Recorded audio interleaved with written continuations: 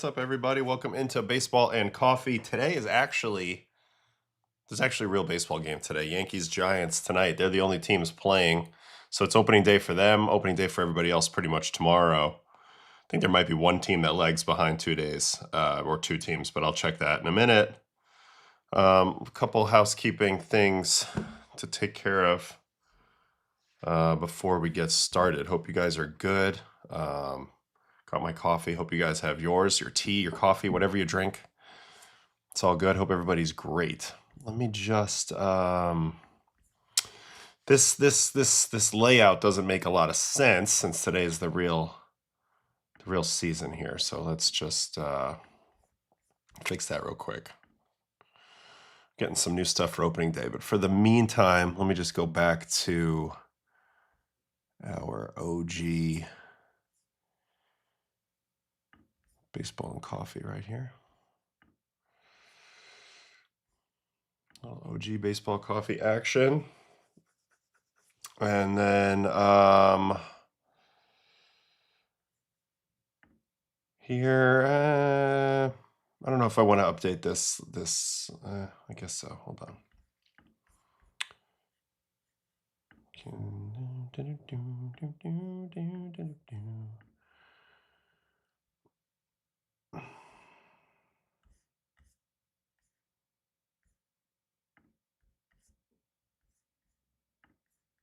Maybe right here.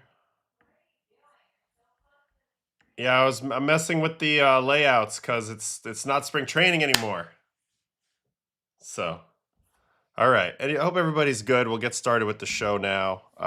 We'll preview all of opening day, tonight's game in detail, tomorrow's games in less detail. We'll also watch some stuff that happened yesterday, particularly Shohei pitched, Gerrit pitched. So I want to watch that if we can. Hopefully we'll get some video on that. The clips I saw looked like a little sketchy, so I'm not sure they're going to be anything official. But let me say good morning to a few people. Good morning to everybody that is here. I'm sitting in sunny DR right now. Beautiful. Well, it's sunny here now in New York. It's giving me hope that tomorrow will be a good day at Citi Field and it won't be too cold. We'll be there today in person to see the Giants opening day. Next week, I should be there for Rockies opening day. That's great. Multiple opening days. Love that. This was one of the few days of the year that if we had a home opening day during the season, my father would let me miss school generally. So it was always good. Jays, A's open on Friday. They're the only two, right? That's the only time. So everybody else has to wait a little bit. Baseball is back. That's right. And tomorrow, Today Show, I'll be on the Today Show in the morning before talking about NBC's coverage. And then we'll head over to Citi Field after that. PCA got the extension. We talked about that a little bit yesterday. We saw the money finally. 111 million or something. 115 million. You can get another 18 million via incentives under club control through 2030. Buys out 2 free agent years. So for PCA, it's a no-brainer because you get guaranteed money if no matter what happens between now and then, you're getting that 115. And you only gave away 2 free agent years. What does that mean age-wise for PCA? So this covers through 2033. Right now, he's only 23 years old. So he's going to play this year at 24. All right, so he's how many years are we talking? 26, 27, 28, 29, 30, 31, 32, 33, 8 years. So 8 years older than he is now. Yeah, I still have another shot at it if he's still a good player at that time, but at least you lock it in, you lock it out. So I thought he was going to get a little more money, but I also, I get it. It makes a lot of sense. Takes one thing off your plate. No matter what happens, he's made over $100 million in baseball, which is pretty awesome. So good for him. Really happy for him. Cubs are in a good spot. They are my favorite for the Central. We'll go over predictions as well today. We're on the eve of the season. I mean, I guess tonight there is a game, but the eve of the season for most teams. Right now they have, at least roster resources putting PCA in the leadoff spot. We'll see if that holds up. Doesn't have enough on-base percentage typically to be in that spot despite his speed. Michael Bush did a nice job with that last year. Whatever. That doesn't matter. We'll see that when it comes. Conforto making the roster. Getting on there as an NRI. A couple NRIs got good news yesterday. Scott Kingery back in the show. Dylan Carlson, former Cardinal, now with the rival Cubs. So 3 NRIs making that team out of camp. Pretty good for them. None on the pitching side. Anyway, there are actually 3 series that open on Friday. Jays, A's, Colorado, Miami, Kansas City, Atlanta. Okay. I thought it was just 1. That sucks for them. They have to wait. But I guess they're just playing a 3-game set and with no off day. The built-in off day is always weird. You play like on Thursday, then you get like Friday off, you play Saturday, Sunday. It's kind of weird. Like at the beginning of the year when you're not as tired, you would like to just play a bunch of games. You need your off days more like in August. So I think that's, as a player, it's annoying to have off days at the very, very beginning of the season, but usually they're built in for weather. So it makes sense. And then also it creates some weird roster situations like Luis Gil. Yankees don't need a 5th starter for a while. So he's not in the mix. I mean, the Yankees have like something like 4 off days in the first 10 or 11 days of the season. So again, it creates some interesting roster decisions. I don't think it's like a big deal or whatever, but we can point that out. All right, what else we got here? 2033 sounds so far in the future. By then, all the players will have Neuralink chips in their heads, so the GM can tell them where to be on each play. Damn it, Dano. We don't want that. We don't want that future. We don't want that future. Let the people play the game. Conforto, comeback player of the year would be one heck of a story. It would. It would.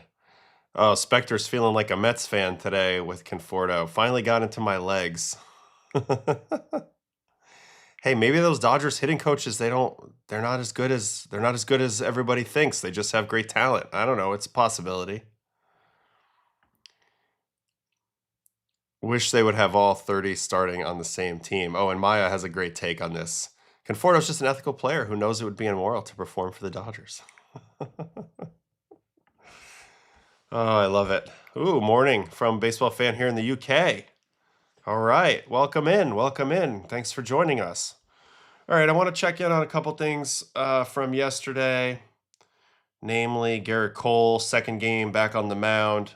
Eventually, when he does come back, I'll likely make a video on his entire return to the big leagues in the real way. But 26 pitches yesterday in Mesa versus the Cubs, inning and 2/3, 1 hit, no walks, 3 strikeouts. See, the reason why I care about this a lot, besides the fact that he's my friend, is also just this is a big development. Like I haven't seen Rodon yet in a game, but if he gets back quick, like that speeds up. If the timetable speeds up and he's back in May or even in early June and then can look like himself, which so far he looks pretty darn good to my eye, that just levels up the Yankees' ceiling in terms of their overall win total this year and gives them a better shot to win the division. So I think it's important. Let me look at the breakdown. Let's see what kind of stuff he was working with. 58% four-seam, 15% knuckle curve, 12% slider, 8% sinker. Wow, he threw 2 sinkers. So everybody's jumping on the sinker train. I mean, he used to throw a lot of sinkers at one point with Pirates, but then he became mostly a four-seam guy, and then he would use his changeup as a sinker. There is 1 changeup on here and 1 cutter. So, just the overall, this was a last year thing, but it continues. And it's probably not going to slow down anytime soon. If you're going to be a pitcher in this league, especially a starting pitcher, you're just gonna have to see that you're just gonna have to have a lot of pitches. Like your arsenal is gonna grow. So 1, 2, 3, 4, 5, 6 is where we're at for GC right now. Let me see if we get any video on this on the Dugout app. I'm not very optimistic, but I saw some highlights on the website. So if not, we'll just go over to that. It'd be cool if we could get the center field cam from yesterday's game, but I don't know that they're going to provide that on the Dugout app. They don't. So we're going to have to go to the actual highlight. This is so annoying. So annoying.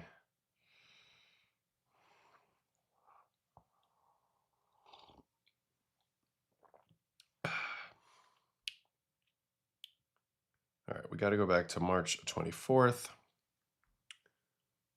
Boom, boom, boom. then I think from here I can access the videos. All video from this game. Here we go. All right, so Gerrit Cole strikes out 3. It's not going to be a great view of it, but here he is, still going over the head with the hands. To me, it looks like there's actually a little bit of a Yamamoto aspect to the rhythm in his delivery now.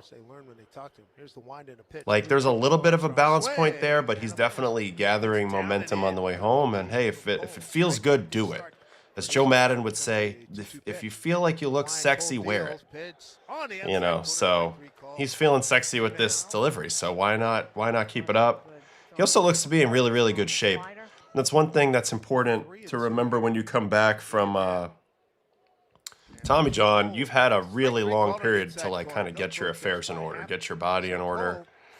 You know, if you have a lower half issue, core issue, like you can kind of iron a lot of that stuff out. I know for me at least, that made a big difference. When I came back, it was a chance to reset, a chance to get my body right. You know, here's Bregman homering off of former teammate Gerrit. Of course, we'll wait. We have to wait for the advertisement here, but I'm not giving them any airtime.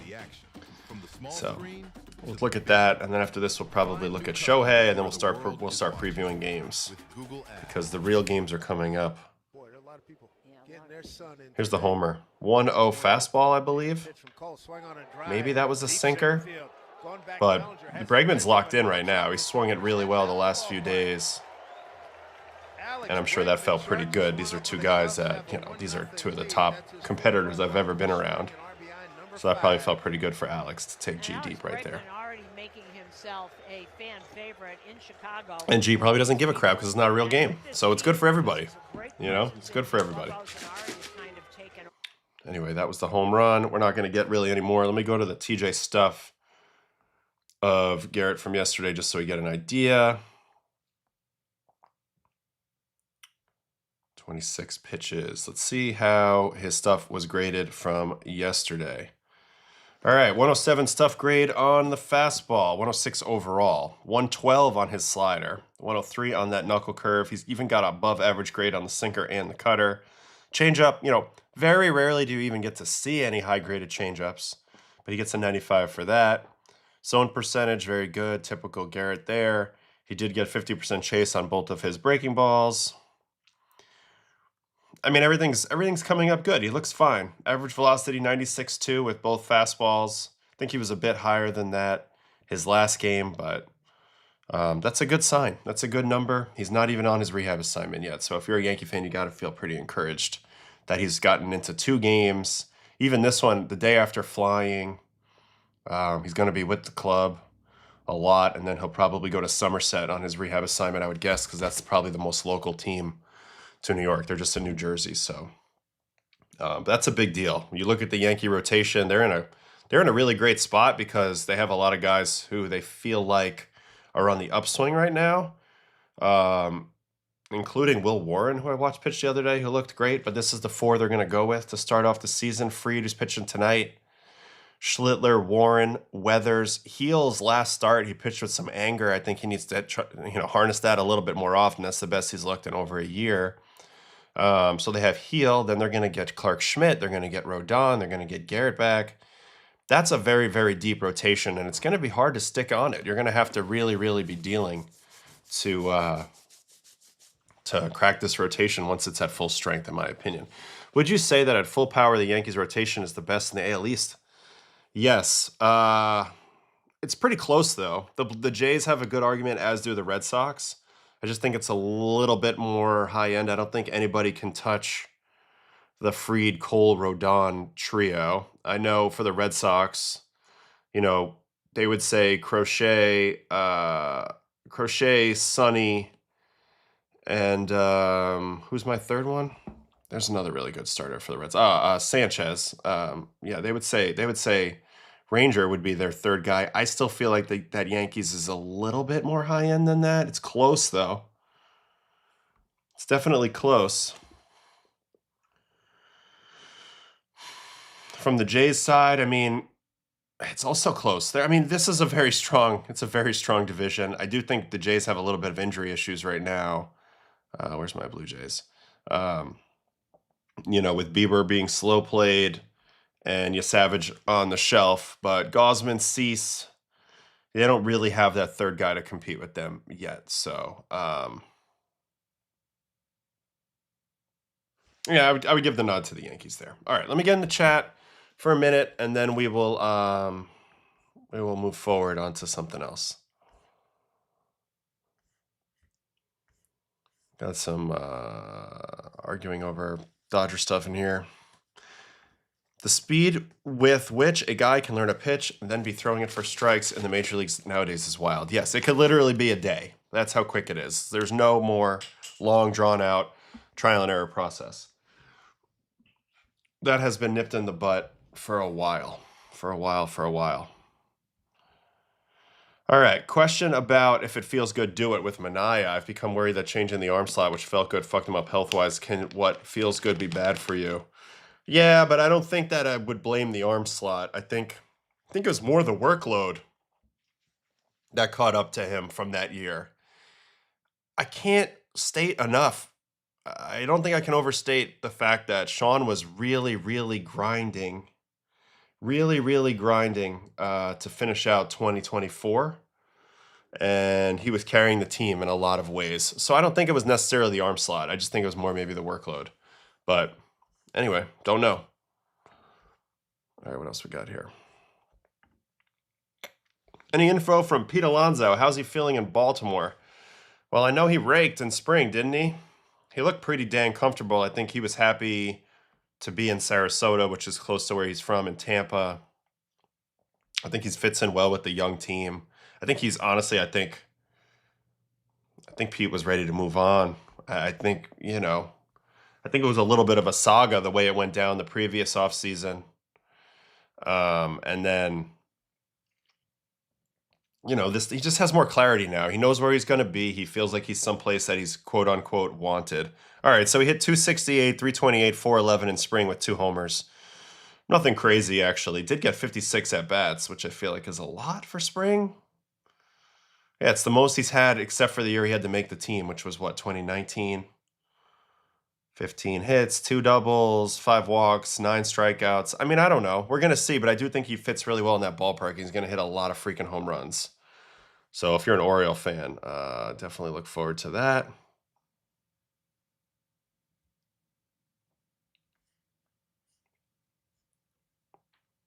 Sorry.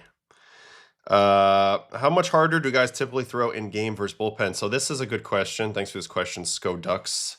I think it varies with each guy. Now, for me, I would throw like in the mid to upper 80s mostly in my bullpens, and then I average like over 90 in my career pitching. So to me, it was a very significant jump. I basically needed to have a person in the box threatening to get a hit off of me, scoring runs off me to like pull the velocity out of me. I couldn't just do it. But I watch videos all the time now of people throwing 97, 98 on bullpen mounds. So I think this varies very much from individual to individual. Unfortunately, you are being judged a lot on bullpens now. So a lot of this is another part of, another thing that creates some skepticism with the veteran players, because veteran players don't air it out in pens. But if you're being evaluated on that, you're going to look a little less than impressive, right? So not just me, I just think in general. All right, will ABS allow MLB better evaluate umpires in terms of retention and postseason assignments? Great question, Mike, but I don't really understand the process for this to begin with. It seems like for a long time it was more of a tenure situation. Now they do seem to try to put the better guys behind the plate. I don't know that the ABS will help them evaluate any better. I think they already were evaluating them pretty well in terms of overall consistency and, how the percentage at which they get the calls right and wrong. I mean, I think it's just pretty cut and dry. I do think this ABS, though, is going to shake things up a little bit in some subtle ways. Talked a little bit about how I think pitches that are backdoor or front door pitches are going to actually, I think when they're challenged, I think they're going to benefit the defensive team, the pitching and the catching. But chase pitches, I think a lot of pitches that we thought clipped the front end of the plate are now going to be balls on the ABS. So I think you're going to see a lot of guys challenging those really close pitches that start as strikes and just creep out of the zone at the last minute. I think those are going to look really good on the ABS for hitters and what they want to see. I saw Max Scherzer say the injury that was bothering him last season actually in his non-throwing shoulder area. Have you ever had something on your left side that messed with my mechanics? No, nothing for me, not particularly. I know at one point I used to carry a lot of like tension in my traps. And like that would be something that I would always get needled or try to get alleviated with some breathing work. But like my left trap would get pretty tight, but it never affected me throwing because like I threw with my right arm. I don't know. Max has had some interesting stuff. He's playing piano now for his thumb, so we got some things with him for sure. All right, let's get into Shohei. He pitched last night for the Doyers. Los Doyers. They keep playing the Angels. What'd they play him 3 days in a row? What was the final box on Shohei? 4 innings, 4 hits, 3 earnings, 2 walks, 11 punchies, 86 pitches. So he's built up. He's built up. I do wonder if they didn't talk to him in the offseason and he didn't say, I want to take a run at pitching 200 innings and going after the Cy Young. Because what else does he really have? What else does he really have to prove at this point? I mean, if he won a Cy Young, you could close a lot of arguments in terms of the GOAT conversation, right? Nobody's ever won an MVP and a Cy Young. Oh, I guess pitchers have won both of them simultaneously, Verlander and I guess Kershaw, etc. I don't know, did Kershaw do it? I know Clemens probably did it. There's a couple of them. But I'm talking about winning an MVP as a batter and then winning a Cy Young as a pitcher separately. I don't think we've ever seen that. So if he was to do that, that would be pretty dang cool. Also from this game, just don't want to miss this. Robleski, 4 innings, perfect, 5 punchies. So great job by him. Also, if you're looking for a little bit of a sign in spring training, this is a guy I haven't watched any of his at-bats, but it is nice to see Mookie hit an even 300 in spring with an 880 OPS, which is good because we're looking for him to bounce back for sure. All right, player breakdown on Mr. Shohei. 36% fastball, 20% curveball, 19% sweeper, 16% sinker, 9% splitter. Velocity down, but he's at the point in his career where he can pitch with diminished velocity at this point in the year. What is the point of airing it out? I like it. As you're building in your volume, don't also crank yourself to the max. That's what I'm assuming is going on here since every pitch is down pretty consistently. Not that it's slow. Still averaged 96.5 with his fastball yesterday. So 4-seam curveball, sweeper, sinker, splitter. We mentioned that the splitter had been a different shape the last time. We were wondering what was up with that. We'll continue to look at that today when we watch this outing right now. So, all right, Shohei versus the Angels.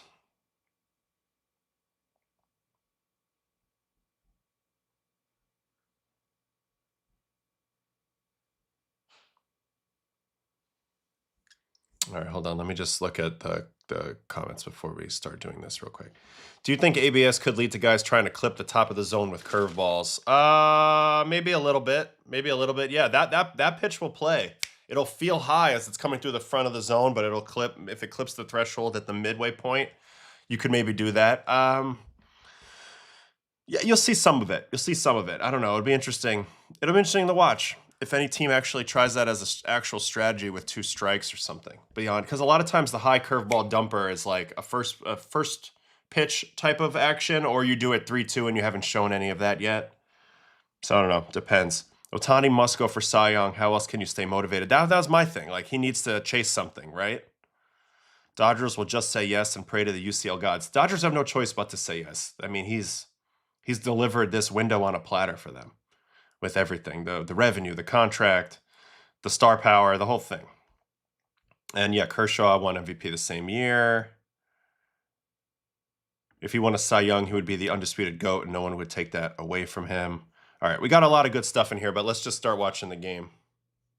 And yes, I guess he hit 99, but the overall velo was down. We'll just have to watch it. I'm tempted to try to speed watch every pitch and not break down too much. So let's just try to do that. All right, sinker here. 4-seam. 17 games. He's a guy that he can jump you. Nice curveball there. Very slow curveball, which to me I like because it's a good change of pace. There's another one. Different shadows to contend with as a hitter. Here's a heater. Nobody at this game. 2-2. That's odd, right? Dodger fans? Payoff. And a 3-2 sinker for swing and miss. So toggling between four seams and sinkers in this at bat. And he gets Neto to swing over this. Also interesting that we've Got him swinging. Neto's two-strike approach. Here, let's look. His stance looks different right away. I'm curious. I'm watching Neto. Looks like there's not as much leg kick. It's just that leg turn. You see the leg turn? Look at Neto's load now.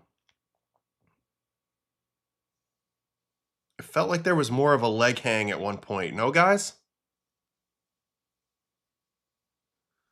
All right. On to the next. He punches out. Who's up next? Mike Trout. Mike Trout. Curveball strike. As their most famous clash. Oh, so the game was a 5 o'clock start. Traffic is bad at that time. You guys have a lot of excuses over there in LA. Got a chance to watch Hall of Famers go at it. I know it's not a real game. I'm just giving you guys crap. Dodger. Honestly, though, I have to tell you guys, never played for the Dodgers or whatever, but it's one of my favorite places in life to be, is at Chavez Ravine. I mean, the air just looks different there. Smells different, feels different. And maybe it's my Brooklyn Dodger connection, being from Brooklyn, I don't know, but I freaking love it. All right, heater up, punchy to Trout here. Got him. Next batter. Where did it really get going? Fancy language to say they didn't know the game was happening. I'm just giving you guys crap. You know I love you guys. Yeah, usually a big leg kick, right? For Neto. Ooh, here's a split. Ooh, nice one. 9.3 and 0.6. We were wondering if he was going to more of a forkball type style split. One thing that's been fascinating to watch Shohei over the years, oh, my bad, I skipped a little bit, to watch Shohei over the years is that he's just a morphing pitcher. Like, almost as much as, even more than even like a Skeens, who has like a million different pitches and a bunch of different styles to get you out. I mean, Shohei's a moving target as a pitcher. There's games where he's all velocity. There's games where he's hella sweeper. I remember one of his last years with the Angels, he was like almost 50% sweeper at one point. Damn, Mook. Look at this play. Look at Mookie ranging up the middle, and then Freddie picking it like a booger.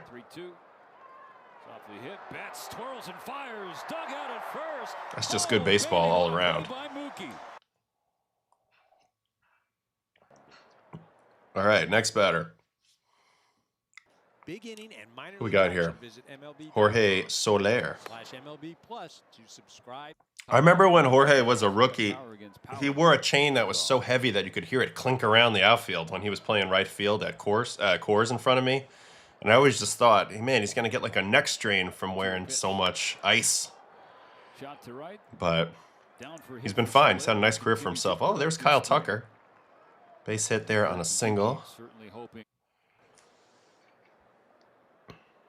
Yeah, Mookie's gotten so good out there, guys.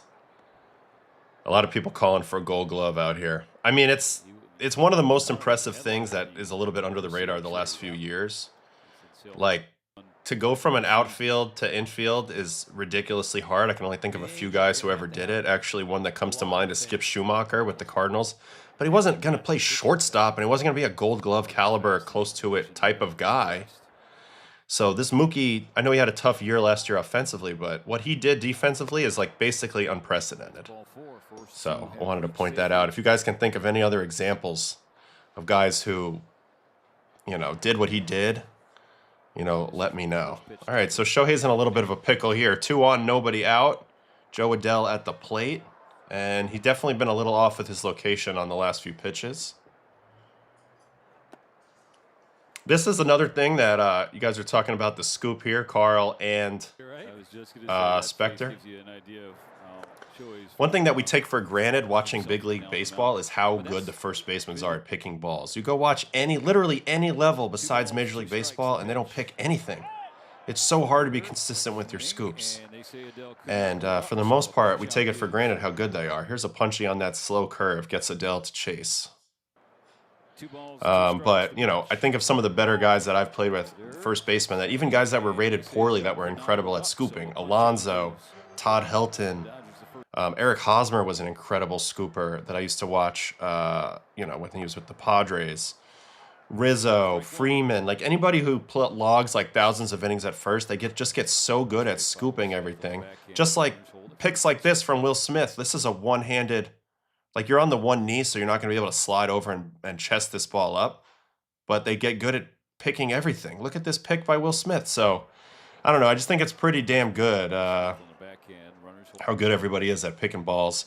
And it makes me think a little bit about some of the unfair discourse on Volpe last year, where it just so happened that a lot of his balls didn't get picked. So, anyway.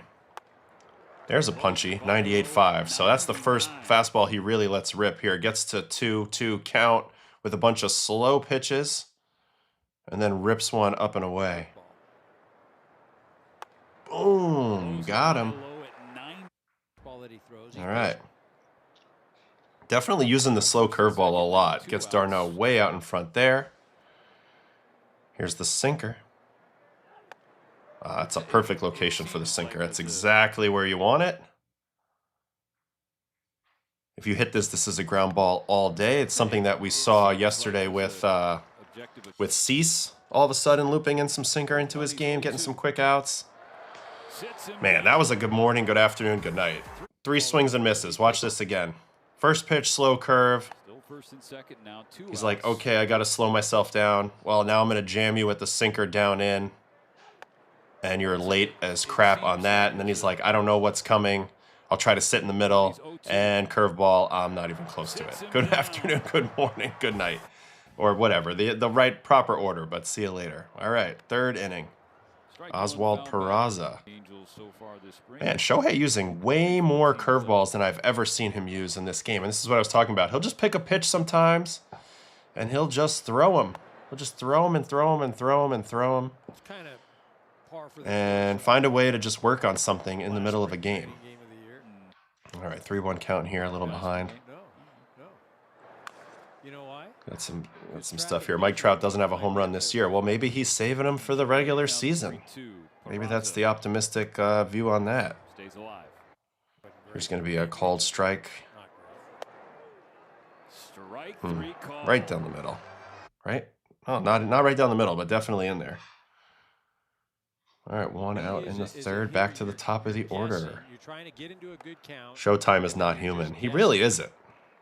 And you hope you against a guy like Ohtani. He's just so good.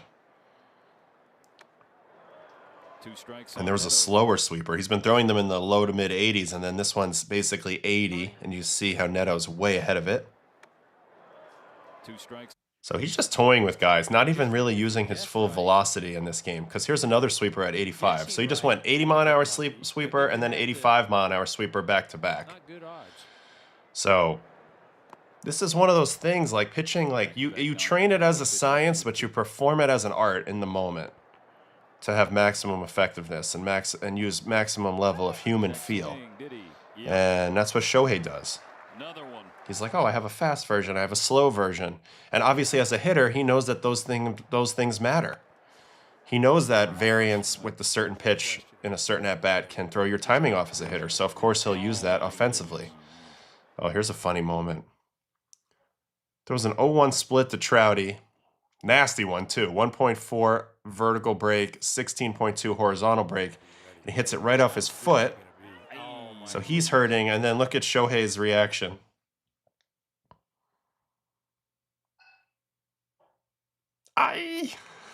He's got some of the best reactions, I'll say that. All right, heater coming. Of course, they're going to try to go up top. Ooh, where was that pitch? Good non-challenge, good non-challenge. And now he's going to get him on the sweeper, and this is the power version, 84-3. Nasty. So really clean 3rd inning for Shohei. On to the 4th. and then broke off a 74. How do you hit it? Talked about it in your interview with Gerrit, but when you're in the box, you get so much intel on what works. Yeah, guys, this is a good comment by Kenneth here, and he's totally right. You get a different perception. I can think of a lot of players that were hitters that used the information of how hard it is to hit and their own experience in the box to leverage into their pitching. DeGrom is a good example of this. I think Nolan McLean's a good example of this, being a two-way guy. He has an idea of what works and what doesn't work based on his experience in the batter's box. He's a really good example of it. Who else? Sean Doolittle. Sean Doolittle was an elite prospect. As a hitter, became a pitcher, kind of understood that his kryptonite was that high fastball, and so that became his game on the mound. So he pitched, he understood that hitting was very hard, and that allowed him to attack the zone relentlessly. And I just think some pitchers don't understand that because they haven't been in the box in a long time. So if you can do that, if you can be a two-way guy and then pitch, all those things that you learn by being a batter can help inform you as a pitcher. This is just a dirty combination, by the way, guys. All right, so first he goes curveball here, 1-2 to Soler, and Soler's able to lay off, right? I mean, that's just a great take. I mean, look at that pitch. That's like middle up as it's approaching the plate. Ends up being low. And what's the spin on that? 27.86. And then he comes back with a sweeper that has just as much spin, if not more, but it goes left. So that's a deadly combination. 2 spin pitches. They're over 2,700 RPM, so they're basically blurry. Like the ball comes in, it's just a big blur. And so you see spin, you think it's another curveball, and you have a read on it. But this time it's a sweeper, swing and miss. So Shohei just toying with people because he has a lot of pitches and he knows how to use them. So nasty. Angels have already gone to their bench. You saw it the last half. There was a video on YouTube where Ohtani at the Angels saw a certain pitch which bamboozled him, and then he copied it. Yeah, it was the sinker. He had never thrown like a good sinker before, and then he saw one in the real game, and then he immediately started throwing it. So perfect example with this. Good morning, AO. Just picked up some CFA breakfast. Baseball later. Game later. Baseball's back. Vibes are high. Vibes are high. We are rolling into this season. All right, here's another punchy. Candelario with the curveball. Man, the curveball's been a dandy in this game. Wonder how much he's going to utilize this in the regular season. I'm sure at some point it'll become the focal point of a start, especially how good it's looked in this game. Wow. All right, back to Joe Adele. Always said Pujols was the best ever until I saw Ohtani. From your POV, being on the field with these guys, who's the best you ever saw? Yeah, so my answer to this typically is best hitter ever, Barry Bonds. Best pitcher ever, Jacob deGrom. Best player ever, Shohei Ohtani. That's basically my answer. In terms, Bonds wasn't a contemporary of mine, so I'd say best hitter, best hitters I've ever seen. It's a pretty short list. It's Pujols, Cabrera, Trout, Soto, Judge. Those are the 5 probably best hitters I've ever seen. And there's a lot of others that are really, really good. But those to me were the, you knew where they were when they were on the way to the batter's box. I mean, in my second day in the big leagues, second official day in the big leagues, Albert hit 3 home runs. And I was sitting there right in the dugout. In Wrigley, hit 3 home runs for the Cardinals. And at that point, he was firmly in his prime, Pujols, and it was just silly. So, look, he threw him a ton of slow shit here, and then he speeds him up for the strikeout. Just toying with guys. This is a very good outing from Shohei. Also, his fastball shape's been a little weird. We were talking about Oviedo's fastball shape being weird yesterday. Shohei's kind of creeping into that a little bit as well. Only 12 vert, but it's got a little cut action to it, so it's sort of like not very lifty, but cutty, but fast. And I love it a lot with him because he kind of knows how to use it up, down, and it's not really his primary thing. He's not spamming fastballs, but I don't know. Intriguing that his fastball shape hasn't been very consistent for the last few years. And yet he still finds a way to make it a dominant offering anyway. All right, there's a hit. So this might be the inning where he gives up some runs because he was pretty damn flawless through 4. One inning he had 2 guys on, but he punched his way out of it. All right, Darno again. You okay? Issued walks 3-2. Okay. So another sweeper flicked into right. Lowe's lead, an opposite field single. There's two aboard, nobody out. I always find it interesting, Tucker's catapult style throw. Watch this. The way he just kind of leans. I wonder if he had an elbow injury when he was younger and he's just trying to get his elbow out of the equation. But it does keep him in line and usually throws the crap out of it. All right, Peraza. Ball. Remember, this is an inning where Shohei. Do you think it works the other way for former pitchers who became hitters? Well, there's not a ton of those guys. Charlie Blackmon is one. Rick Ankiel obviously is another one. I do think it helps a little bit to understand maybe that it's not that easy to throw strikes. So there's times, this was an interesting play I want to look at in a second. So there's times like where you're hitting and you see a guy scuffling out there. And maybe if you have a little bit of experience on the mound, you know that this guy's searching for it and you should just kind of wait him out. Whereas some hitters have such a trust that the guy's going to be able to throw strikes. All right, this is a weird play. So they get the RBI hit here. Look at Shohei just not backing up the base, so he's in there to do the cutoff. And he almost gets the runner, but just a weird place to be. And that's going to end his night. Looks like all those runs get cashed. But either way, 11 punch-out day for Ohtani. He's ready for the season. I'm very, very curious how much leeway they give him this year on the mound. Number one, if he can do it, like if he can survive like a really, really long year of pitching. But number two, if the Dodgers will be on board with it the whole way, because obviously they have their eyes set on a third title and they need him in the lineup. All right. So here's what he was featuring. 31 four-seamers, 17 curveballs, 16 sweepers, 14 sinkers, 8 splitters. So that's a little different than what Savant had, I believe. They had him down for a cutter in here or something at some point. I don't know. But curveball, it's funny because I think it's been a very effective pitch in this game. And you can see the huge speed differential is probably the main reason why. 76.3. It's 20 miles an hour slower than his fastball. 20 miles an hour, you cannot possibly look for both and hit both. You're going to have to look for one and try to survive on the other. And I thought it was super effective despite the stuff grade being only a 98 on it. I like it a lot. Sweeper 109. I think that's always been kind of his highest stuff grade pitch. When he really rips that thing, it'll even get even higher grade than that. Sinker 98, splitter 102, and the four seam 102. So it's not in love, but he wasn't throwing as hard as he could in this game. And look, the results to me scream that he was plenty effective. And that's why you got to take some of these grades with a grain of salt at times. Look at the chase percentage. Every single pitch drew chase. Every single pitch got whiff. He didn't even have to be in the zone a lot. So, I mean, it's just a great arsenal, man. Great arsenal. Look at that. Huge spread of pitches. That curveball, I really like it. I know that in the bubble grade's not that high, but I like it with the 2-speed down differential, 20 miles an hour down. And then again, like it spins a lot similarly to that sweeper in terms of spin rate, so it's kind of blurry, and then you have two different movements. That's tough to track. And then the pitches on the right, like the four seam, the changeup, and the split, those will actually tunnel pretty well, so he can utilize those off of each other to get off the barrel. So he's got it all, man. What doesn't he have?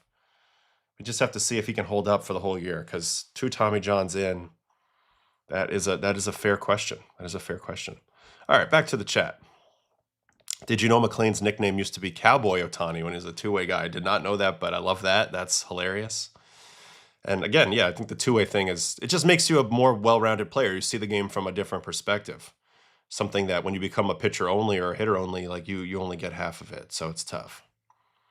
Do we know the plan with Showtime as a pitcher? Slow roll again. I don't think that's the case. I mean, this was 88 pitches, so I don't think there's a slow play going on here. I really don't think so.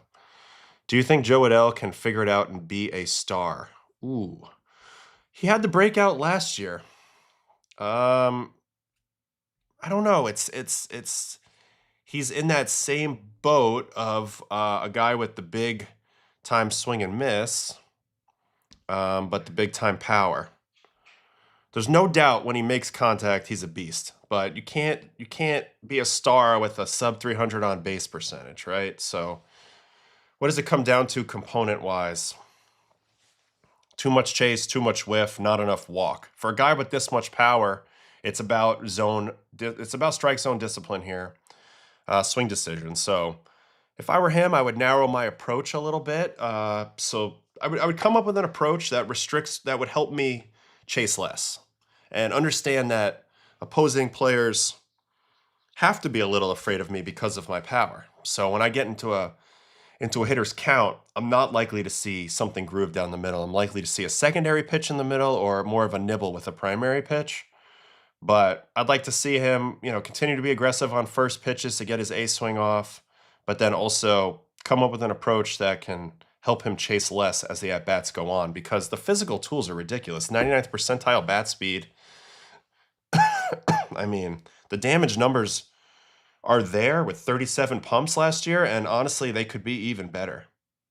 He could easily have a 45 home run season in his future with like a 340 on base if he just figures out how to swing a little bit less outside of the zone. Now, the fielding is another issue.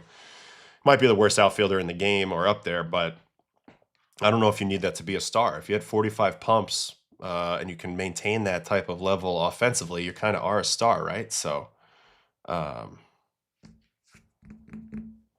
good question in the chat there. Good question in the chat there.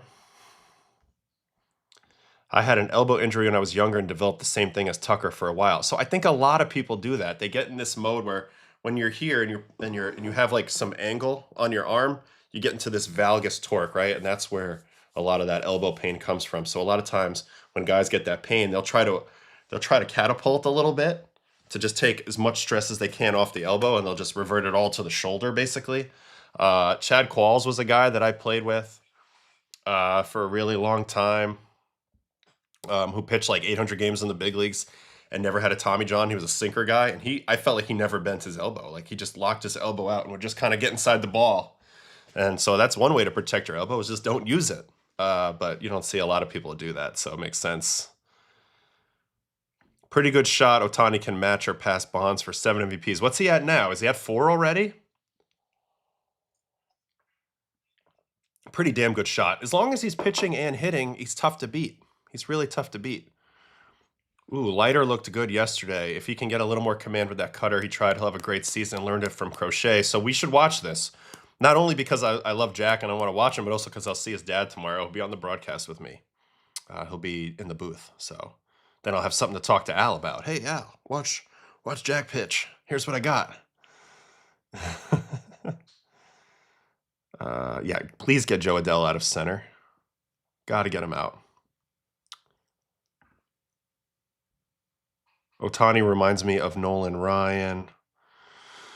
I don't know who he reminds me of yet. Pitching-wise, he's got such a bigger arsenal than a lot of the OGs, but like I'll give you maybe like a Kevin Brown a little bit. I don't know. All right, Jack Leiter for Tejas versus the Kansas City Royals. 4 innings, 2 hits, no walks, 6 strikeouts. Did the Pasquatch play in this game? He did. He sure did. 0 for 1. I was just curious. What about Jack? 1 for 2. All right. Got to check in on my Paisans now. All right, we'll watch Jack. Let's look at his player breakdown, and then we'll go into him. Also, Luke's pitch in this game. You want to talk about a guy who has too many pitches. Just, Lugo, like at some point, just stop. Just stop. Like Salvi said, just throw it and we'll catch it. 4-seam, sinker, cutter, curveball, slurve, changeup, slider, sweeper, slow curve. I don't know what to say about that. All right, Jack Leiter, the pride of Del Barton High School in New Jersey. 29% fastball, 23% changeup, which is a kick change, by the way, which I think is kind of the pitch that changes everything for him in my mind. Slider, 18%, sinker, 16, cutter, 7, curveball, 7. Kind of whiff did we get here? He got 40% whiff on his changeup, 50 on the slider.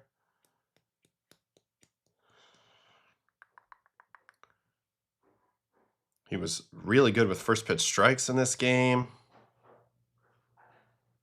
All right, let's go watch him. Who'd they play? Royals. Rangers, Royals. Kansas City Royals, Texas Ranger. Oh, that's not them. Texas Rangers. Jack Leiter. Kick change out of Leiter looked incredible yesterday. All right, well, we're going to watch it.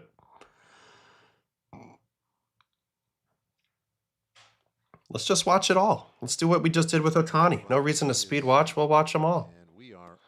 Yeah, Seth Lugo breaks the pitch com. All right, so there's Jack, 97 with the four-seam right to the sinker. I love the fact that he's throwing both of these, that you're going to see this across the league everywhere you look. Everybody's throwing four-seam and sinker, especially against same-side batters. Just really, I mean, they've made it so hard on hitters. Ooh, Nimmo. They made it so hard on hitters now with this strategy. You know, you got two pitches coming in virtually the same speed, but they deviate with movement. Just really hard to barrel both of them. And I'm a big fan of this approach. All right, 3-2 slider. Ooh, and he's got Higgy behind the plate. Higgy, you know how I know that? Because he's not on one knee. And he's pretty much the only guy in the league not on one knee. Here's a nice accidental front door slider to strike out world champion, WBC champion Michael Garcia and WBC MVP. All right, here's Bobby. You get that first out of this game done. This camera angle has always been tough to see north-south movement here in Texas, but still fun to look at. All right, 0-2 count. Strike zone, because you just don't want anybody cheating the system. Witt fouls one back. Here's the first look at the changeup. What's the movement on it? So negative 0.6 and about 12. So that's incredible drop, considering that his fastball's got pretty good carry on it and velo. So he's got great separation. It's just now it's just a matter of inducing the swings on it. Ooh, and that was a really good slider. This is actually a good angle to see this slider because you can see how this one just kind of works its way out of the strike zone. And gets Bobby to wave. Nice pitch, Jack. A little bit. He strikes out swinging here again. The slider. Hate the one knee. Love that Higgy is sticking to it how it should be. Did I feel like the one knee hurt me as a pitcher in terms of not getting balls blocked or no? Honestly, not much. But I do think, like, if you're trying to, like, do it for framing reasons with a man on third, your mindset's just wrong. I don't care what your stance is like. Wow, Vinny almost clipped him here. I don't care what your stance is like, but your mindset has to be expecting a ball in the dirt that I'm going to have to block. You know what I mean? Like, I think that's the biggest thing. It's just the mindset. You're thinking about snatching everything. Now you're assuming I'm going to hit my spot. But when there's a man on third, you need to assume a bad pitch so you can keep it in front. That's the bigger priority in that moment. So I'd just say it's a mindset thing. Make sure you have your priorities right. Damn, Vinny almost clipped him here. Just missed it. Just gets under it. And Nims is out there to catch that. This is a good question here from Uncle Ted. What does he have for lefties? Yeah, it's a valid question. I mean, what he's got is a four-seam and a pretty good chase gyro slider, and and then the kick change. What I would say is probably his answer for lefties. So he's going to have to work up and in with the four-seam quite a bit versus lefties, and then get them to reach with the kick change. That would probably be his approach versus lefties. There's a changeup. Fouled away. This is a really good location. I love this pitch here by Jack. I know Salvi keeps it alive, but good pitch there. I would have went slider off that. He goes four-seam. Great swing. Salvi's one of the most balanced guys at the plate you'll ever see. I mean, there's no lean in his game. I mean, for this being a 98-mile-an-hour fastball, he handles this so easy. And he just, he's got a way about him. He knows how to handle all this now. This ball How hard he hit that.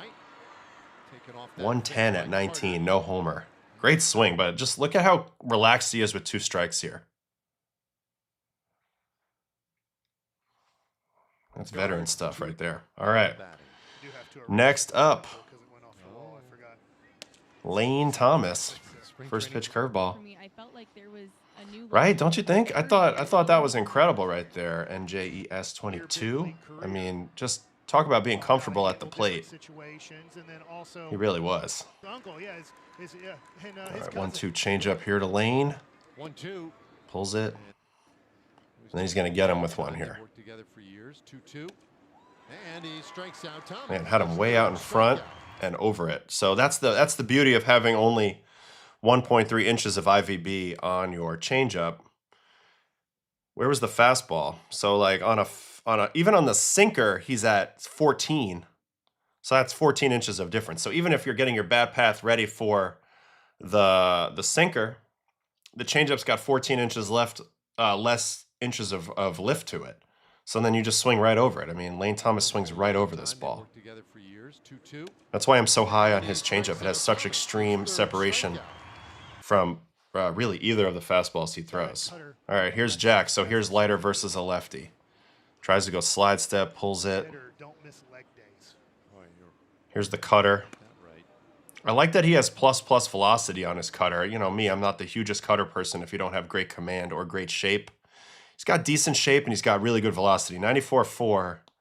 That's a lot of velo on a cutter. So even though this is a ball, I'm okay with that offering. And 2-0 changeup. 2-0 pitch. And Jack whacks it through the right. 109.8. I could put him in that same boat of the guys we were talking about yesterday. Eldridge, Spencer Jones, etc. Another guy who hits the absolute shit out of the ball on Caglianone. But sometimes he swings and misses too much.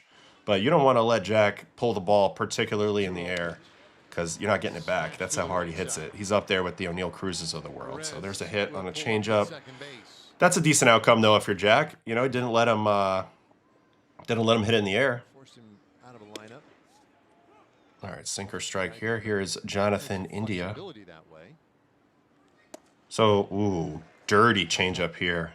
So he went first pitch sinker. This one's negative 3.7 IVB. So this drops like crazy off the table, and the swing kind of shows that. Ooh, and then a strikeout looking. 98.5. Oh, the heater down. So you're going to get freeze on heater down after pitch below the zone that's either chased or taken, and if the guy feels like, you know, now he can't swing in the bottom lane, then you can just rip a four-seam down. Higgy knew. Higgy was set up high. This was a mistake. This is called a happy accident. Like, look at the target on Higgy. He's up here. He wants it up here, and then he goes and springs down low to catch it. And I just think the way he kind of, like, jolted is why the umpire didn't get that. But look at that. I mean, that's all up in the plate, so. 3-pitch punchy there. Who's next? Here's another lefty. First pitch changeup. 95.3 on the cutter. That's the one reason why I'm okay with this cutter is, man, he's got a lot of velocity on it. Changeup down ball. Ooh, I don't like this 2-1 cutter. Where's he get it? Ah, I got it in the perfect location. It's a command pitch more than anything else, but again, I think he'd get a little more protection because of the cutter. Also, hey, pitcher got to catch a fly ball. We are athletes too. Yeah, when you're going to throw this cutter in a contact count versus lefties, you got the whole top rail and you got this section, and then you want to be like all up in off the plate, but you got to really be careful, you know, that you don't throw it in here. I've talked about that a lot. But again, like, not everybody has good enough command to do this, but why does this work? Because Jack gets it in that red area and he pops it up. And also, I just love that he got to catch it. So pitchers are athletes too. All right, on to the next. Another lefty here. Four seam. Up away ball. Strike zone box they have looks very low. So one thing to remember this year when you're watching ball games, the strikeout boxes are going to vary from place to place that you're watching, broadcast to broadcast, and really they're not 100% accurate. They're just there for a nice visual, but it might tick this box and then you go look at the ABS and it'll be different, so take it with a grain of salt. All right, 3-2 slider. Getting called up, and he actually reached out to Skip. Another down freeze. Got to utilize the down freeze when you have a really good riding four seam. So that's the second guy with that. He's frozen at the bottom of the zone with a fastball. Basically, the ball comes out of the hand. They think it's going to be down, and then it's just dotted at the knees. So Nice job there. Back to the top of the order. Keep your phone near you. Michael Garcia. And that night? yes. And when were you told to keep your phone by you? Like what time? Around 10 o'clock. Okay. Like about the end Change of up the game. there. 0-2. And he's going to punch him with a fastball. High target again. This time he gets it there. Swing and miss. So he's kind of rolling in this moment. Bunch of Ks in a row. And you can see when he gets his heater up in the zone. I mean, and this ball is 18.4, and he's not tall. I mean, that's just an elevator ball. Off speed, fastball. Shit works. All right, first pitch out here to Bobby. This is a location that if you're a four-seam guy, is a great location for 0-0 pitches to get early action. This is a location that Cole used a lot in his Cy Young season. 0-0. And the idea is just to shoot it right here. And why is this so good? Because one, a lot of guys come out looking to dive and hook. If you go try to dive and hook on this pitch, you're going to get chewed up with the plus velocity. Plus, this is usually going to create a low exit velocity fly ball. Those are usually pretty easy outs. And if you don't get swing action, you get take here. Pretty good tunnel right there to throw curveballs. You could throw a sinker out of there and run it in off the plate, and you have something to work with right off the rip. So it's a pretty good location to open with if you're a four-seam guy, right on right or left on left. I've always felt that way. All right, another batter here. First pitch slider strike, and you can see he's in such a good rhythm now. He's been in control of a lot of these at-bats. 0-2. To every game, as soon as a game four-seam here. With a half inning, you're like, okay, what other game do I want to watch? Who's up to bat right now? The year, but it was yeah, Jack Leiter. To me, he doesn't feel very tall. I'll ask his old man, but maybe he is. But he doesn't feel very tall to me. Sinker kind of jams him a little bit. Here comes Evan Carter. Yeah, how already hit that? 84.6. So that's the beauty of that sinker in the four-seam. Sinker gets you off the barrel. Nice pitch there. All right, another batter. First pitch, curveball, strike. He's been dropping in first pitches all day. So he's doing a lot fundamentally right. Changeup down. 95-mile-an-hour cutter. Didn't hit with it. Now 2-1. Got to go to the 4. Up and away swing through. Nice pitch. Fastball's exploding too. And then changeup off of that.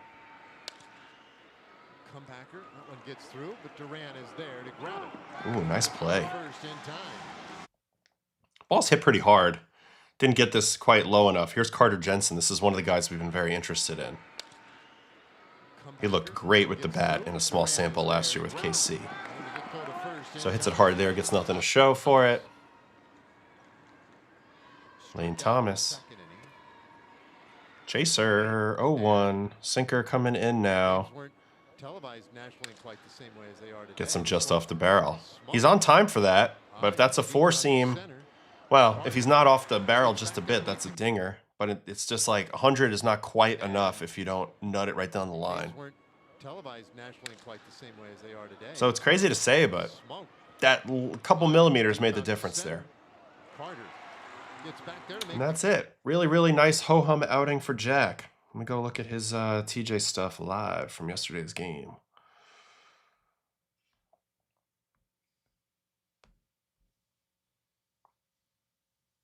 All right. Four-seam averaged 18.7 IVB. That's an elite amount of rise. I know he's got a high arm slot, 47, but still. 97.4, so Velo's in a great spot. This guy throws so hard for his size. It's kind of amazing. Changeup getting a 111 grade is really good. Really good. We haven't seen hardly any good changeup grades since we've been looking, but 111 grade, and it makes a lot of sense. Things got, at times, negative IVB. Really good tunnel off the four-seam. I mean, you look at the vertical release and the horizontal release on the two pitches. 5.6, 5.6, so they match identically in vertical. 1.1 and 1.2 on the horizontal, almost indistinguishable. So his cluster of release points is really good. Slider at 111, that's the pitch he was kind of known for coming out of Vanderbilt.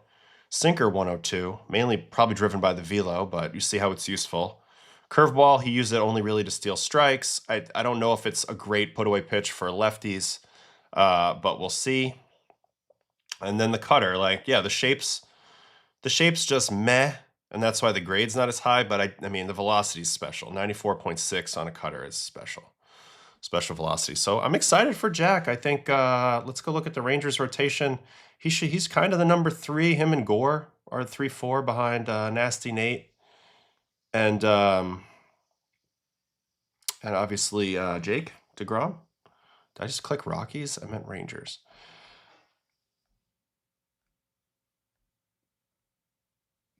Yeah, here's what we're looking at. Evaldi, Jake.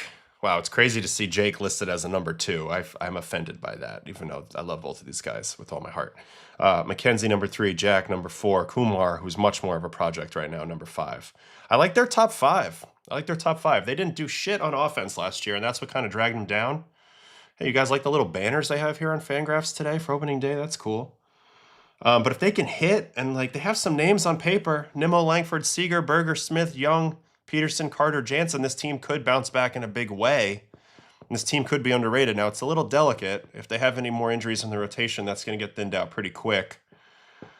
But you can look at it, and you can be optimistic if you're a Rangers fan for sure. I mean, if the offense bounces back, and I do like the starting staff. I'm skeptical about their bullpen for sure, but Jack looks pretty good right now as that number 4. Obviously, there's some wide variance with this team. Gore could go either way. Leiter could go either way. Kumar, we know that the floor is pretty low right now. And then, you always have the injury concerns with the top 2. But talent level, I mean, the top 4 are pretty damn strong. There's no shot I'd slot DeGrom as a number 2 behind Evaldi. Me neither. I can't do that. And I love Evaldi. He's one of my favorites. But Jacob DeGrom, I mean, come on. Here's the bullpen right now. Garcia, Martin, Wynn, Spores, Latz, who a lot of people think should be the number 5 starter, not Kumar, Junis, Baumler, Alexander. Like, it's okay. It's just okay. I think this is a lower half of the league bullpen personally, but we'll see how it plays out.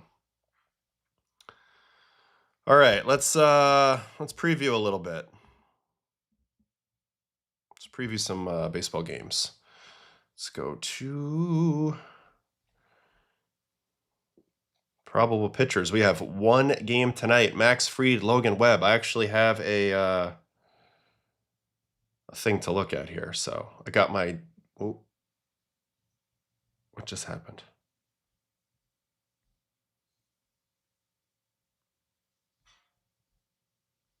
What just happened? No.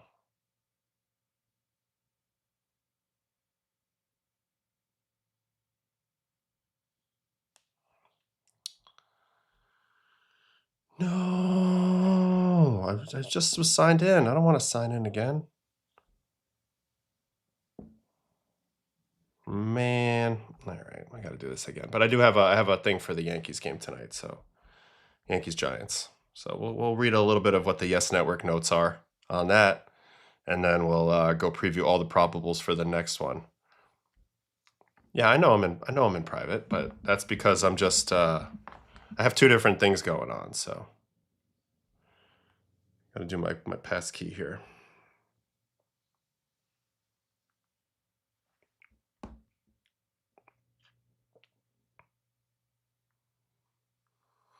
It's fine. It'll work.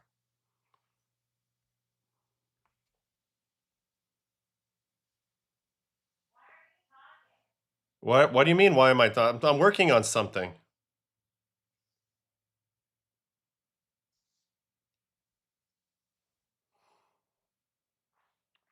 All right.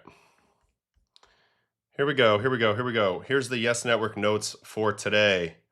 Max Fried in 2025, 19-5, 2.86, 195 and a third, 62 were earned runs total, 51 walks, 189 strikeouts, 14 home runs allowed, 223 batting average, made 32 starts. These are 2 of the big time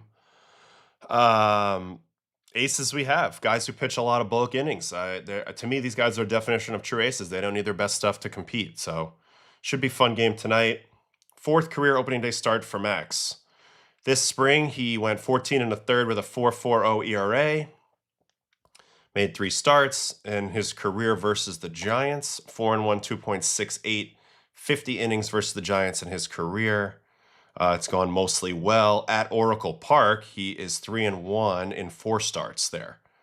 So that's where this game will be, obviously, today. Last year's pitch usage for Fried, cutter, 28%, which is really just like kind of like a fastball. It's certainly got fastball velocity, but his 4-seam cuts as well. He's got a very fascinating mix of the 2 fastballs, that cut and the sinker. So cutter, sinker, curve, 4-seam, sweeper, changeup, slider. Another guy with just an insane mix. Last time we saw him, it went really, really bad in Game 2 versus Toronto and the DS. 3 innings, 8 hits, 7 earned runs. And his last start versus the Giants was not even last year. It was in 24. He gave up 3 earned runs versus the Giants then. Who hits him on this team? Matos, who I think might be getting DFA'd. 600 with a homer. Arise is 4 for 11. Devers 3 for 9, and Adames 2 for 6. So not a ton of exposure to Max.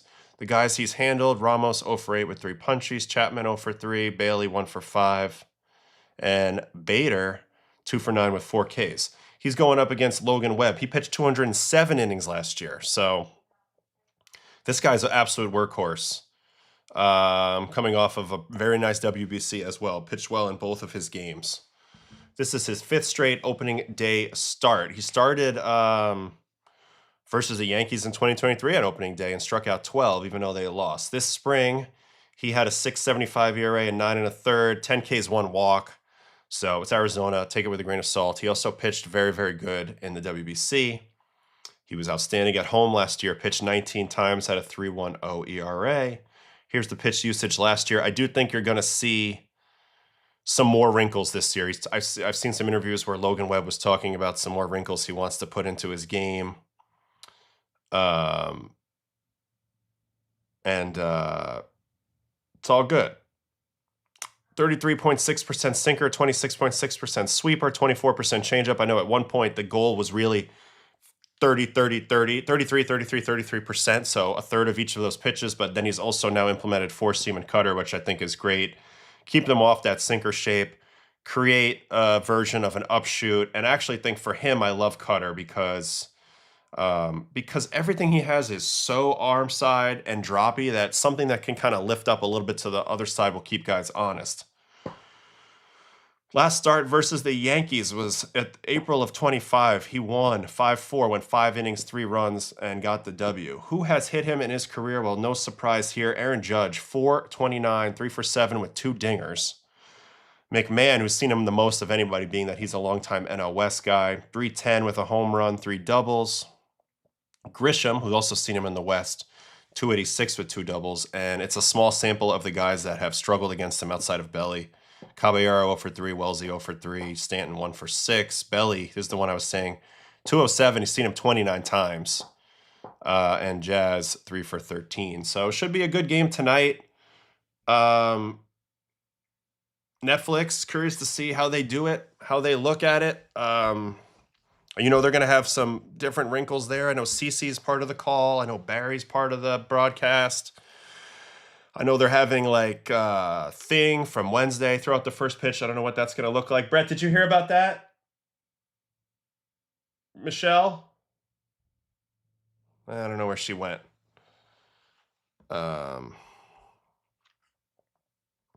So Webb's cutter changed everything for him last year. Let's research that for a sec.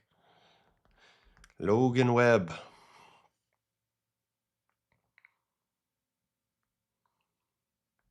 Run value from last year.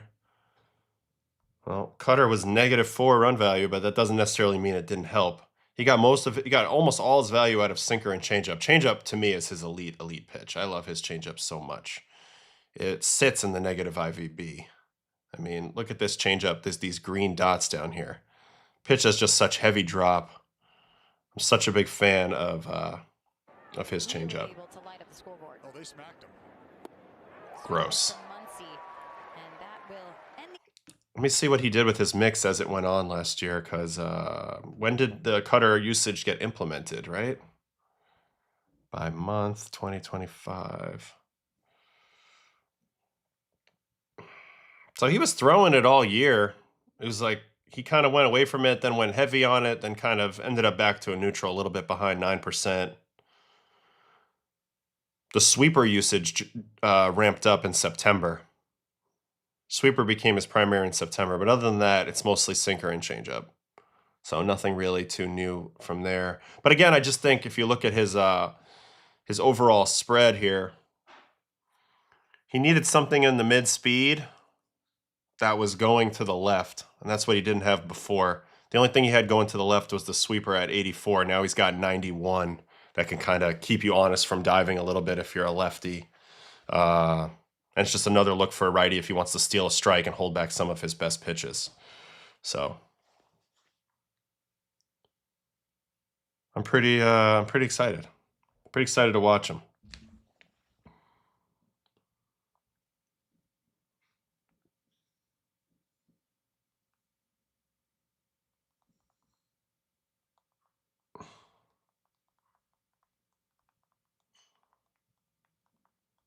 And really, I'm fascinated about the broadcast tonight. This is the first time we've ever seen Netflix do anything, so I'm curious about it. See how it goes.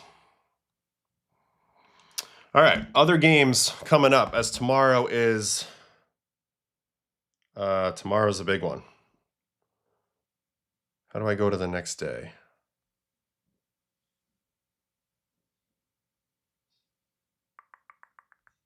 I want to go one more day ahead on probables. Come on, do it. Do it, do it, do it. Do it, do it, do it, do it, do it. Nah, that's annoying. Okay, we'll just get it off MLB.com. You want to be annoying, be annoying.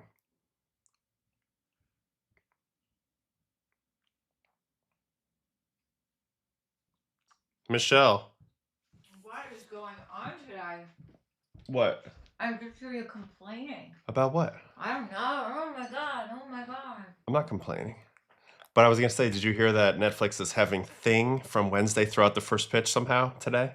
The Hand? What? Yeah. In San on your show right Francisco. now? Yeah, I'm on my show. What? Why aren't we there? Because it's 3,000 miles away. I would have gone.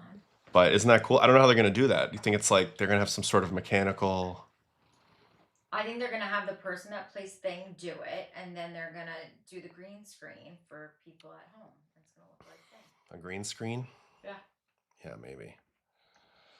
All right, here are the matchups for real opening day, which is in 2 days, as we already previewed the Yankees game tonight. So here's what we got. Is it not real opening day? Well, it's only one game today, so it's kind of like tomorrow's like real opening day.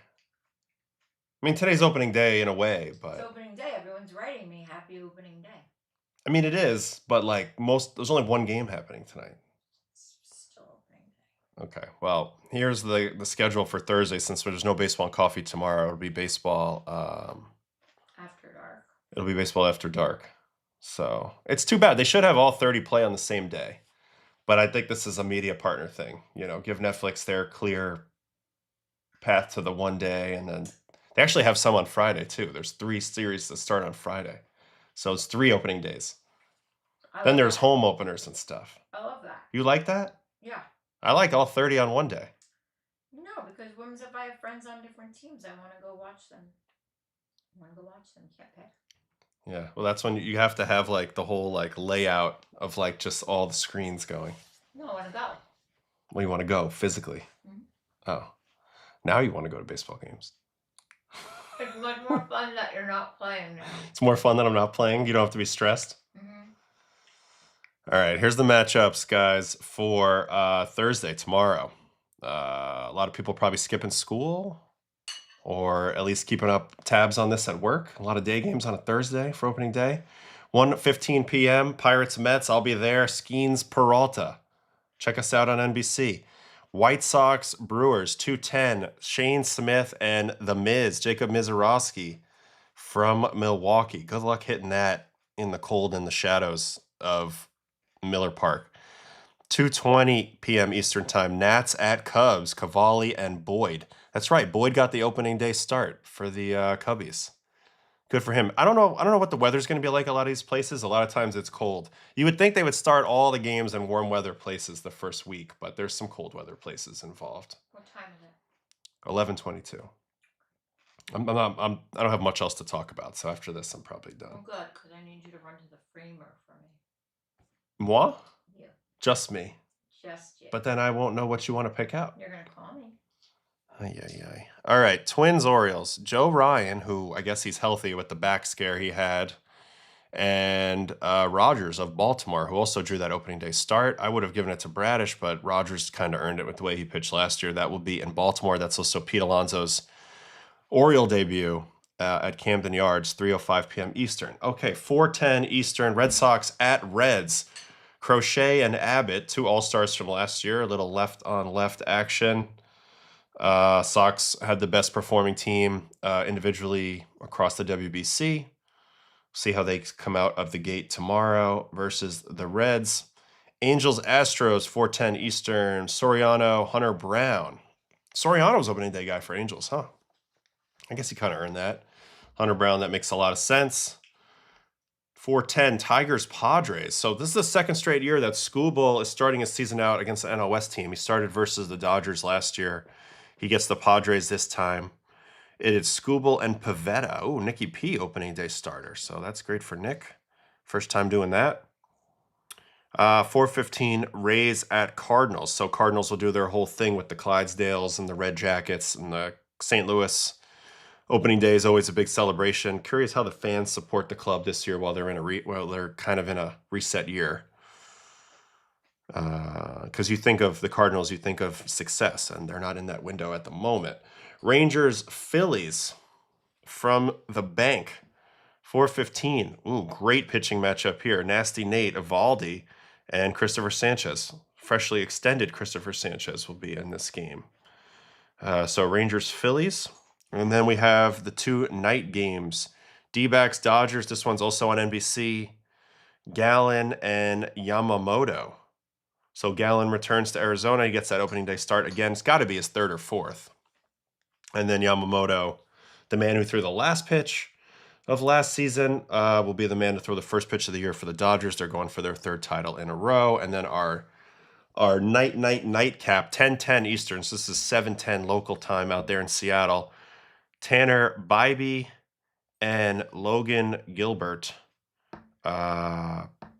It's crazy because I'm doing a Cleveland Mariners game this Sunday in Seattle, and it starts on Thursday, so they must have off on Friday, or unless they're playing 4 games: Thursday, Friday, Saturday, Sunday. I don't know, but Logan Gilbert, Bybee, and Gilbert. Surprised that Williams didn't get the start for Cleveland in that game. Just out of curiosity, I'm going to look at Friday, the 3 games that are the first games. A's, Jays, Severino, Gausman from Toronto. Rockies, Marlins, Freeland, Alcantara from Miami. Rockies are always opening up in Miami. Feel like I had at least 3 years where we opened the season in Miami with the Rockies, right? Yeah. And then Royals, Braves, Reagans, and Sale. So 2 good lefties there in Atlanta. Royals have had a weird thing. They inched east, right? They were just in Texas for that exhibition, and now they're inching to Miami where they'll face Sale and the Braves. The Braves rotation in a little bit of trouble after Sale at the moment with a bunch of guys getting hurt. So that's kind of where we're at. What time is it? It's 11:26. I'm just going to say goodbye for the day. We did a whole thing on Roki yesterday. If you want to go check in on my stream yesterday, we watched his start yesterday. I talked a little bit about him. I just feel like he seems to be in his own head. Confidence isn't there, thinking too much, I think, mechanically. So we need to get him more focused in the right spots and being more aggressive on the mound. That would be the number one thing right now before you get into the weeds too far. Emma says all 30 teams on the season should start on the same day. That's how I feel. I mean, they end on the same day. I like that idea. I don't know. All 30 at once, out of the starting gate. But obviously they have to do some different things. Oh, I have to click the calendar for that. Let me just check that. Ah, you were right. You were right. You were right. You were right. You were right. See, they're all here now. I should have done that from the beginning. Thanks, Fresh Wes. Ba, ba, ba, ba, ba, ba, ba, ba, ba. Maya's being mad at the Cardinal fans here. Best fans in baseball, more like the team has just been consistently successful and now they're finally not. The fans don't show up. Yeah, I mean they're mad right now. They're mad. They hated Mozeliak, I feel like, on the way out.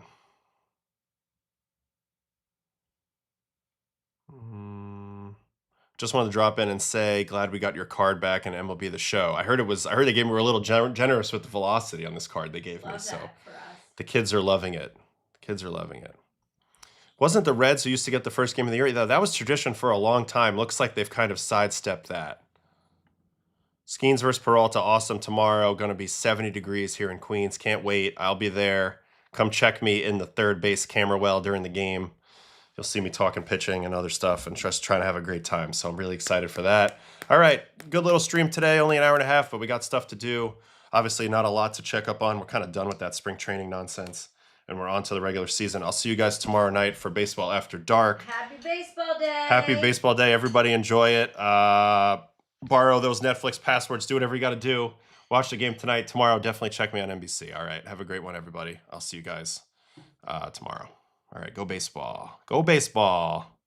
I like that. Great comment. Worst sandwich ever. I love your name, too. Go baseball. All right. See you guys.